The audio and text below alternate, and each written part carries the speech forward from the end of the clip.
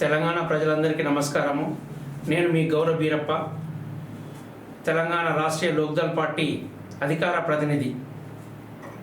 ప్రజలారా, కాంగ్రెస్ ప్రభుత్వము గత ఎన్నికల్లో ఇచ్చినటువంటి హామీ మేరకు, వివిధ డిక్లరేషన్లు ఇచ్చిన హామీల మేరకు ఎన్ని హామీలు నెరవేర్చింది ఒకసారి పునఃపరిశీలన చేసుకుందాం. బీసీల కోసమని కామారెడ్డిలో బీసీ డిక్లరేషన్ పెట్టింది. ఆ బీసీ డిక్లరేషన్లో ఎన్ని అంశాలను ఇప్పటివరకు ఫుల్ఫిల్ చేసింది, ఇంకా ఎన్ని చేయాలి, చేసేందుకు చిత్తశుద్ధి ఉన్నదా, ఒకసారి అవలోకనం చేసుకుందాం. ఇక్కడ తీసుకున్నట్లయితే కామారెడ్డి డిక్లరేషను ఇచ్చిన విధానాన్ని బట్టి, ఇచ్చిన అంశాలను బట్టి మొదటి అంశంగా రిజర్వేషన్లు అని హెడ్డింగ్ పెడుతూ, కుల గణన బీసీ కమిషన్ నివేదిక ఆధారంగా అధికారంలోకి వచ్చిన 6 నెలలలోపే బీసీల రిజర్వేషన్ల పెంపు. మరి అధికారంలోకి వచ్చి 2 సంవత్సరాలు గడుస్తుంది కదా, నువ్వు వచ్చిన 6 నెలల లోపే కులగణన చేసినవా? కులగణన చేసిన తీరుతెన్ను ఎలా ఉందో మనందరికీ తెలుసు. అంటే వివిధ మేధావి వర్గాలు ఇచ్చిన సలహా ప్రకారము కేవలం కులగణన చేస్తే సరిపోదు, డెడికేటెడ్ కమిషన్ వేయాలి. డెడికేటెడ్ కమిషన్ వేశారు. తర్వాత వివిధ రకాల పద్ధతులు ఫాలో కావాలన్నారు. అట్లా ఫాలో అయ్యారు. అంటే నిజంగా నీకు చిత్తశుద్ధి ఉంటే ఇది కోర్టులో నిలబడదు అని తెలిసి కూడా నువ్వు ఇచ్చిన విధానం ఏదైతున్నదో అది పూర్తిగా తప్పు. నెక్స్ట్, కొత్త స్థానిక సంస్థల్లో ప్రస్తుతం ఉన్న బీసీ రిజర్వేషన్లను 23% నుంచి 42% పెంచుతూ పంచాయతీల్లో, మున్సిపాలిటీల్లో కొత్తగా 23,973 మంది బీసీలకు రాజకీయ ప్రాతినిధ్యం, స్థానిక సంస్థల్లో బీసీ రిజర్వేషన్ల ఉపవర్గీకరణ. ఇది జరిగిందా? జరగలేదు. జీవో 9 అని తీసుకొచ్చావు. ఆ జీవో 9 అనేది కోర్టుల్లో నిలబడదు అని మేధావి వర్గం ఎంత మొత్తుకున్నా వినకుండా తీసుకొచ్చినటువంటి విధానము తప్పు అని తెలిసి కూడా తీసుకొచ్చారు. ఇదే కాకుండా ప్రజలారు ఒకటి గమనించాలి. ప్రస్తుతం ఉన్న క్యాబినెట్లో మొత్తం బెర్తులు 18.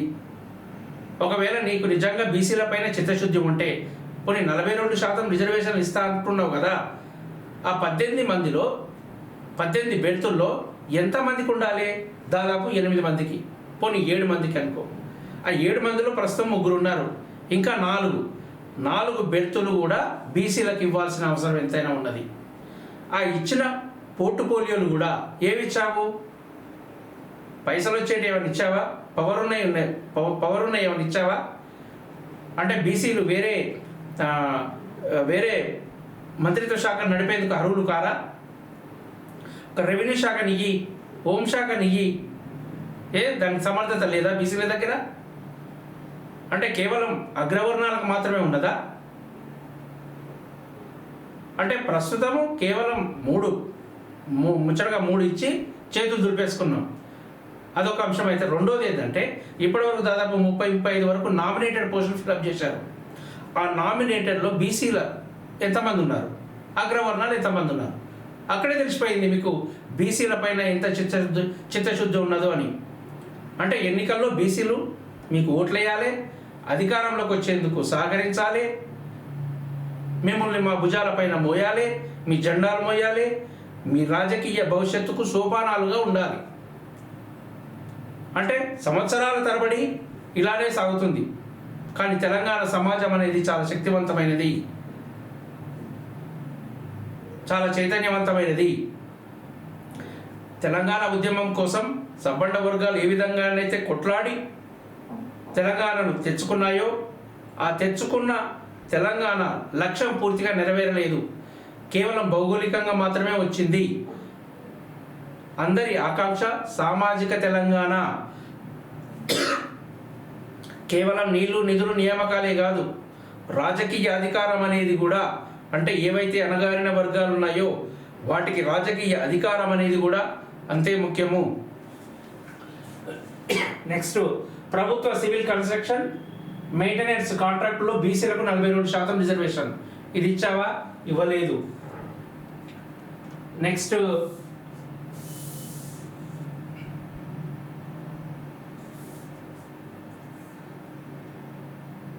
బీసీ సప్లాన్కు తగిన నిధులు మంజూరు చేసేందుకు మొదటి అసెంబ్లీ సెషన్లోనే చట్టబద్ధమైన హోదాతో మహాత్మా జ్యోతిరావు పూలే బీసీ సప్లాన్ ఏర్పాటు, బీసీ సంక్షేమానికి ఏడాదికి రూపాయలు 20,000 కోట్ల చొప్పున 5 ఏళ్లలో 1,00,000 కోట్ల కేటాయింపు.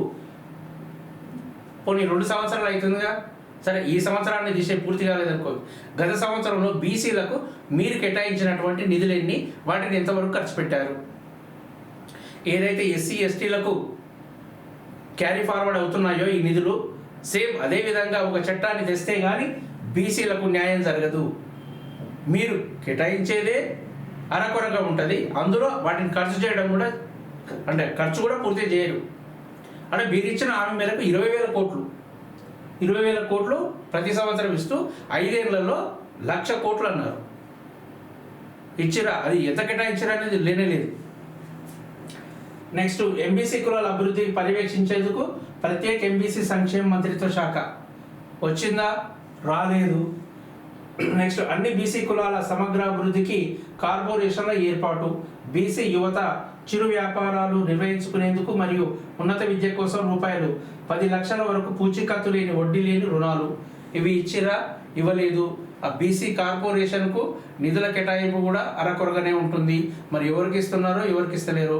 ఈ మధ్య కాలంలో రాజీవ్ యువ కిరణాల ఏదో పెట్టిర్రు, అందులో కూడా అప్లికేషన్లు తీసుకున్నారు, కానీ వాటి ఆ నిధులు ఇవ్వడం కానీ ఆ పథకం సవ్యంగా నడవడం కానీ లేదు.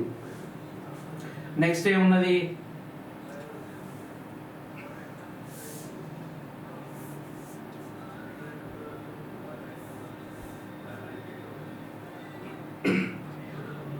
అన్ని జిల్లా కేంద్రాల్లో రూపాయలు 50 కోట్లతో convention hall, press club, studies circle, library, క్యాంటీన్లతో కూడిన ప్రొఫెసర్ జయశంకర్ బీసీ ఐక్యతా భవనాలు, బీసీ ఐక్యతా భవన్లోనే జిల్లా బీసీ సంక్షేమ కార్యాలయం ఏర్పాటు, ఇది చేసిరా?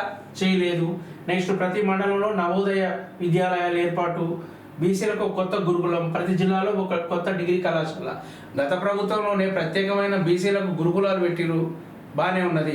కానీ సొంతంగా ఆడ వాళ్ళకేంది సొంత గురుకులాలు అంటే సొంత భవనాలు లేదు, సొంత ప్లేసులు లేవు, సరైనటువంటి స్టాఫ్ లేదు, సరైన వసతి లేదు. పోనీ ఆ ఉన్నవాటినైనా సమర్థవంతంగా నిర్వహించుకుంటే అంతే చాలు, కొత్తవి పెట్టకున్నా. ఇది చేయలేదు. నెక్స్ట్, ప్రతి 3 లక్షల కంటే తక్కువ వార్షిక ఆదాయం గల బీసీ కుటుంబాల యువతకు ర్యాంకుతో సంబంధం లేకుండా మొత్తం ఫీజు రియంబర్స్మెంట్. ప్రజలారా ఒకటి గమనించాలి, ఫీజు రియంబర్స్మెంటు లేక ప్రైవేట్ కాలేజీలు ఈ మధ్యకాలంలో 3-4 రోజుల పాటు బంద్ చేశాయి. అదే టైంలో ఎగ్జామ్స్ కూడా పెట్టారు, కొన్ని కాలేజీలు ఎగ్జామ్స్ కూడా పెట్టాయి.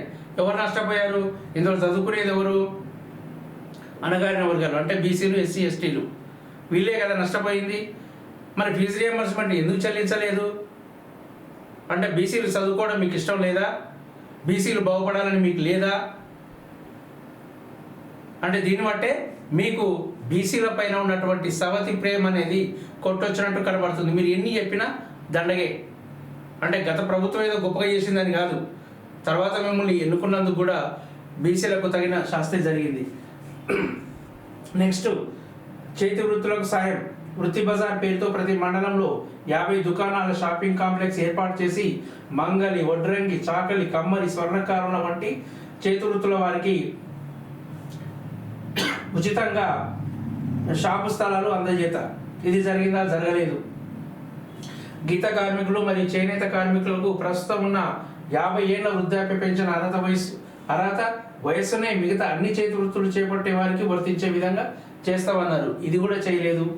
తర్వాత బీసీ డిక్లరేషన్ ఫెడరేషన్ల కింద నమోదైన ప్రతి సొసైటీకి ఎన్నికల నిర్వహణ మరియు 10 లక్షల ఆర్థిక సహాయం అందజేస్తామన్నారు, ఇది కూడా నెరవేరలేదు. నెక్స్ట్, ముదిరాజు, గంగపుత్ర, గొల్లకుర్మ, గౌడు ఇట్లా ప్రతి ఒక్క కులానికి మేము అధికారంలోకి వచ్చిన మరుక్షణమే మీకు ఇవన్నీ చేస్తాము అని మాట ఇచ్చారు. ఇప్పటి వరకు కూడా అవన్నీ నెరవేరలేదు. రేపు 15వ తారీఖున బీసీ జేఏసీ ఆధ్వర్యంలో కామారెడ్డిలో ఒక సభ జరగబోతుంది. మీరు ఎన్నికల హామీలో భాగంగా బీసీ డిక్లరేషన్ అని ఏవైతే ఇచ్చిర్రో వీటన్నింటిని కూడా గుర్తు చేస్తూ మీ మీద ఒత్తిడి తెచ్చే ప్రయత్నం చేస్తాము. ప్రజలు ఏమి మర్చిపోతలేరు, మీరు బీసీలకు చేసేటటువంటి అన్యాయం ఏదైతే ఉన్నదో చాలా జాగ్రత్తగా గమనిస్తున్నారు.